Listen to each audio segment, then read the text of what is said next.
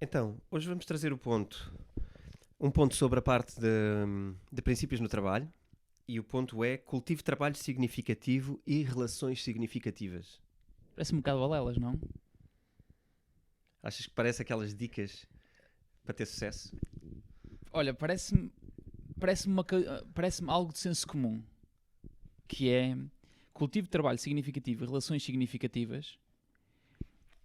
É como se alguém te dissesse: olha, tens que comer legumes às refeições. Não É é? Tipo, óbvio. não parece óbvio? A verdade é que o óbvio, muitas vezes depois, é difícil de colocar em prática. E eu tentei desmistificar um bocadinho isto, que é cultivo de trabalho significativo, relações significativas. Oh, ok, mas o que é isto? Como é que tu colocas isto em prática? O que é realmente isto? E é engraçado perceber que hum, o, no outro dia eu ouvi alguém dizer que nós precisávamos de mais cultura organizacional. Que as empresas precisavam ter uma cultura organizacional. Não vou discutir aqui o ser e o ter, mas ele dizia uma coisa muito gira, que era a malta precisa de respirar todo o mesmo ar. Precisamos todos respirar a mesma coisa. E eu comecei a pensar um bocadinho naquilo e aquilo realmente faz-me sentido. Tu de alguma forma teres um ar, uma, um ambiente, uma linguagem muito idêntica, muito... E se formos tipo numa oitava acima perceber o que é que aquilo é, não é nada mais, nada menos do que princípios. Qual é o ar que nós todos respiramos? Qual é que são os princípios que nós todos respiramos? E eu fui pensar um bocadinho nisto e aqui tinha aqui uma ideia de cultivo de trabalho significativo. Ok? Este trabalho significativo, até como ele diz, deve ser aqui uma cultura de excelência. Devem ser uns princípios de excelência. E deve ser também um ar de excelência, uma linguagem de excelência. E relações significativas. O que é isto de relações significativas? Eu posso dizer que eu saio uma vez à noite, engato uma miúda, temos uma relação amorosa, aquilo pode ter sido significativo para mim, certo? Porque aquilo de facto mudou a minha noite e a minha noite foi muito mais interessante, eventualmente, por causa daquela relação. Eu só consigo encontrar, desmistificando aqui um bocadinho relações significativas, eu só consigo encontrar aqui não é bem sinónimo, mas uma ligação para ela, que tem a ver com confiança. E para mim uma relação só é significativa se ela conseguir criar confiança entre as duas pessoas ou as várias pessoas. Mas há aqui um ponto, que é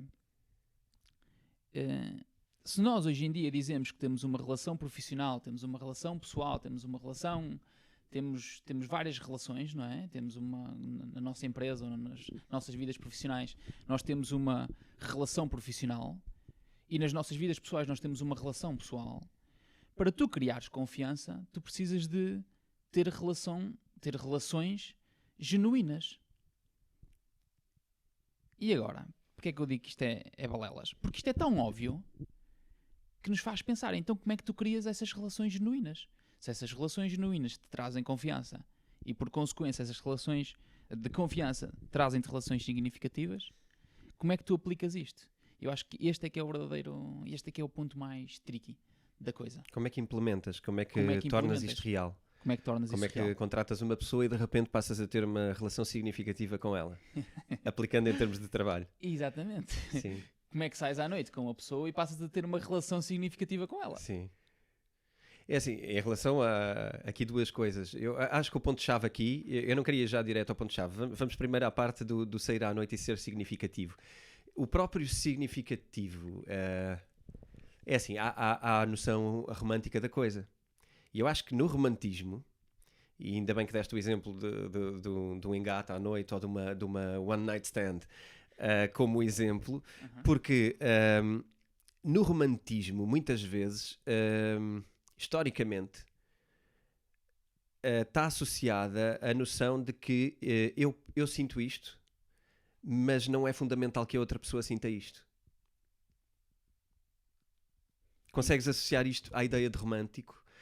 Porque muitas vezes o romântico até está associado ao amor impossível, ao incompreendido, o amor incompreendido, as paixões secretas, todas aquelas coisas que são unilaterais. Já reparaste nisto? Ou seja, para esse sentimento romântico do isto foi muito significativo para mim, está associado a um sonho, uma coisa que é tua e que está dentro de ti e que não está necessariamente dentro também da outra pessoa. Porque, na verdade, se calhar, se formos ver as condições para ser significativo, na verdade, descobre-se aqui uma coisa que é reciprocidade. Concordas com isto? Que para ser, de facto, uma relação significativa na verdadeira noção da palavra, tem que ser uma coisa recíproca. Porque senão é só um romance, é só um sonho. Platónico. Um amor platónico, uma coisa unilateral. Concordo. E vejo aí propriedade na questão da reciprocidade. Eu disse bem? Acho que sim. No livro, pegando no livro e não fugindo muito do livro, ele fala aqui de uma coisa que eu acho muito interessante e que eu acho que deve existir para nós termos relações, digamos-lhe assim num termo mais técnico, win-win. Ok. Não é? Num termo mais técnico, se calhar podemos dizer win-win. E há uma coisa que ele diz que a mim me faz muito sentido, que tem a ver com, eu acredito nisso que tu estás a dizer, mas ele tem que ser praticado com amor exigente. E nós já falamos nisso noutros podcasts. Este amor exigente, eu acho que primeiro começa por tu praticares um amor exigente contigo próprio e depois praticar o amor exigente com outra pessoa. E eu acho que isso é que é difícil, porque normalmente o essencial é invisível aos olhos. E sendo o essencial e invisível aos olhos, o que nós normalmente fazemos é, numa relação ou no que quer que seja, pagamos coisas, damos coisas. E então numa organização que nós compramos é eventos team building, jantares, festas. Na noite pagamos-lhe jantar, pagamos-lhe as bebidas. Então nós damos coisas para eventualmente tentarmos ganhar essa win-win da pessoa nos dando também qualquer coisa. Porque nós estamos à espera que ela nos dê qualquer coisa. E este amor exigente é um bocadinho diferente. Porque normalmente, ou o que é que eu te posso dar que é essencial, mas é invisível aos olhos, é verdade e transparência radical. E verdade e transparência radical é muito mais caro, ou pelo menos custa muito mais a sair do corpo, não é? Tenho um peso maior, tenho um custo maior, digamos assim. Não que eu não acho que tenha um custo maior a longo prazo, mas a curto prazo, de acordo com pelo menos com a minha educação e com a minha cultura, tenho um custo muito maior do que pagar 5 euros e vamos beber um copo e de alguma forma temos uma relação win-win porque estamos a beber um copo. Versus eu te dar um feedback sobre, olha, tu chegaste 2 horas atrasado.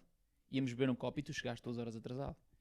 Mas pronto, eu pago na mesma um copo. Não, tu pagas-me a mim um copo para ficar tudo bem. Exato. E isso não é amor exigente.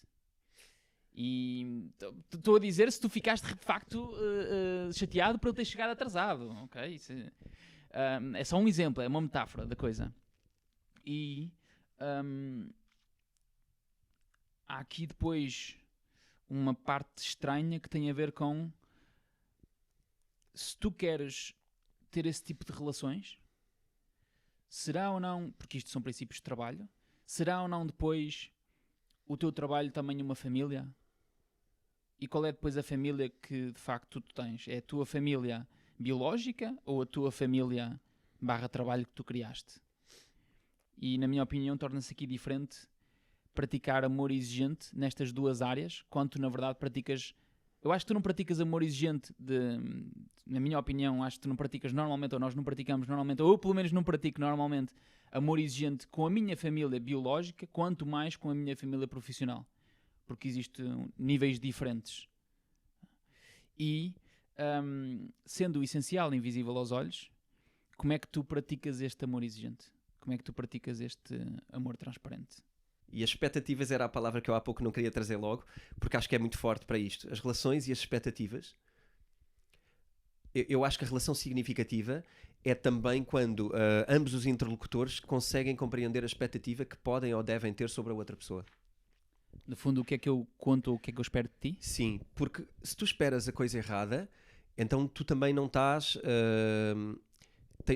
tem que haver um envolvimento maior. Ou seja, tu deves ter a expectativa correta. Nem todas as pessoas são para a mesma coisa, nem todas as pessoas devem... E mesmo em termos organizacionais, para tentar fechar aqui um bocado o espectro de coisas possíveis, né? Senão fica muito vago. Em termos profissionais, não se pode esperar tudo de todas as pessoas. Pode-se esperar que as pessoas tenham certos talentos específicos, que tenham jeito para estar atentas a certas coisas. E nós, quando praticamos o amor exigente, devemos ter, acho eu, já alguma noção de eu estou ou não a colocar a pessoa em flow ou em dor constante. A pessoa errada para o trabalho errado é alguém que tu colocas em dor constante. E, portanto, praticar o amor exigente vai ser um sofrimento mútuo constante. E, portanto, eu acho que aqui, em primeiro lugar, tem a ver com escolher as pessoas certas, ok? Portanto, contratar bem. Depois tem a ver com praticar o amor exigente à luz daquilo que já conhecemos da outra pessoa. À luz daquilo que sabemos que são as capacidades dela e onde é que ela está a fluir. E eu acho que aí o amor exigente ganha todo um novo nível, mas ele tem que ser recíproco também. Porque se tu praticas amor exigente com alguém que não está preparado para, tu vais ter uma rejeição, vais ter a pessoa vai achar que tu vais estar a culpá-la dos seus erros. E aqui os erros eu acho que é uma coisa que a gente tem que abordar no tema. Porque no amor exigente os erros são valorizados, não é? Os erros são acarinhados, são apontados com leveza. São apontados do estilo, epá, tu fizeste isto mal, meu. Este trabalho que te foi entregue, esta tarefa, está mal feita. E tu, no amor exigente, tens que o dizer, certo? Regras do amor exigente, tu tens que o dizer e a pessoa tem que o aceitar bem, de forma construtiva. Tu fazes isto de uma forma muito formal, mas não há aqui vontade de que o outro cresça, nem há a abertura do outro de poder receber qualquer coisa que seja da tua parte. Ou seja, há ali fronteiras muito claras de que tu só dizes e só fazes o que é suposto e profissionalmente só fazes o que o teu posto atribuído permite ou não fazer. Se tu és diretor da área X, porque é que estás a falar comigo sobre a área Y? Estás a ver? Então. Não podes criticar porque isso não é do teu departamento. Eu sei que fiz merda. Tu sabes que eu fiz merda, mas eu não te permito falar sobre o que eu disse, sobre o que eu fiz, porque não é do teu conjunto de competências atribuídas pela organização. E eu acho que isto coloca barreiras que são péssimas para a evolução.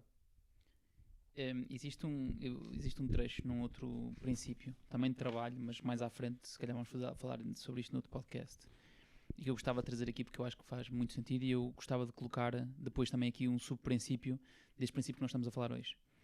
E ele a certa altura, o Ray Dalio, diz que preocupar-se com a culpa e o mérito ou com o feedback positivo e negativo impede o processo iterativo essencial à aprendizagem. E o que eu tenho visto muitas vezes hoje é blog post de como dar e receber feedback, comunicar melhor. E agora existe aí uma trend, não é uma trend, já saiu para há 6, 7, 8 anos, que é dar feedback em processo de sanduíche. Então tens pão, carne, pão. Okay. Então dizes feedback positivo, feedback negativo, feedback positivo.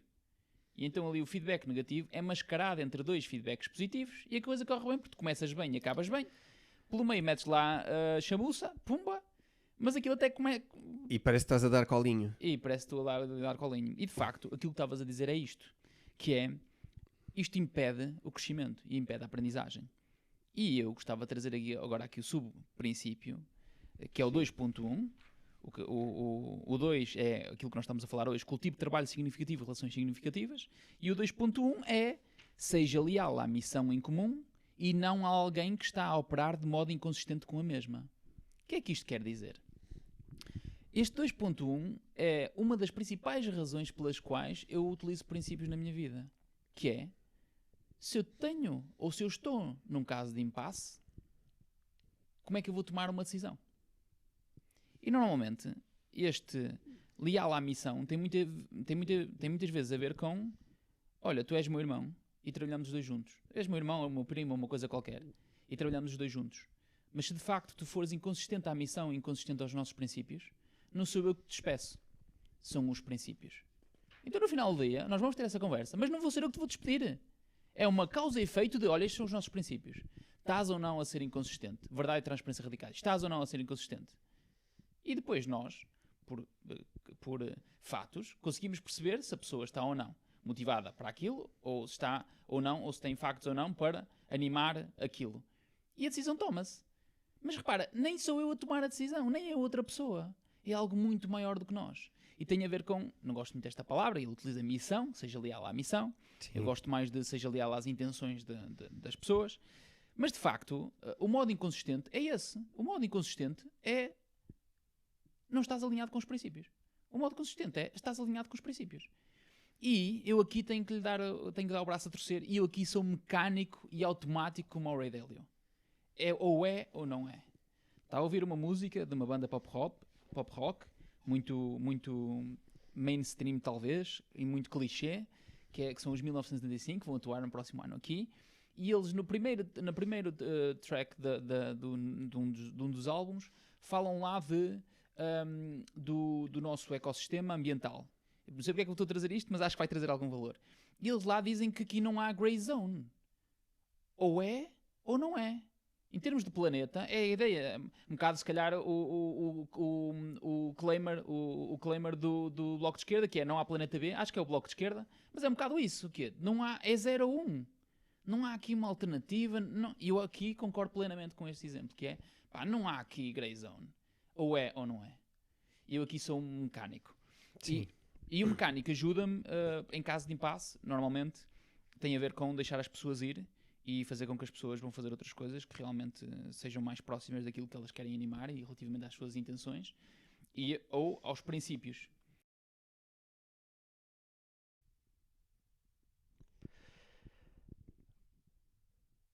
Olá, o meu nome é António Vilaça Pacheco e sou editor da Self. Este é o podcast de conversas sobre princípios. É uma conversa com Fernando Moreira, onde debatemos ideias, reflexões com base no livro do Ray Dalio, Princípios. Eu espero que seja uma contribuição com valor para vocês e que seja uma ferramenta útil para o vosso crescimento. Subscrevam o nosso canal e acompanhem, porque vamos continuar a adicionar conteúdos totalmente gratuitos, tanto para os nossos leitores como para aqueles que não o são e que talvez o venham a ser, esperamos nós. Vejam também os restantes conteúdos do nosso canal e enviem um e-mail com o vosso feedback. Nós queremos saber o que vocês têm para dizer e o que pensam do nosso trabalho. No próximo episódio vamos continuar com este tema, por isso não percam e até para a semana.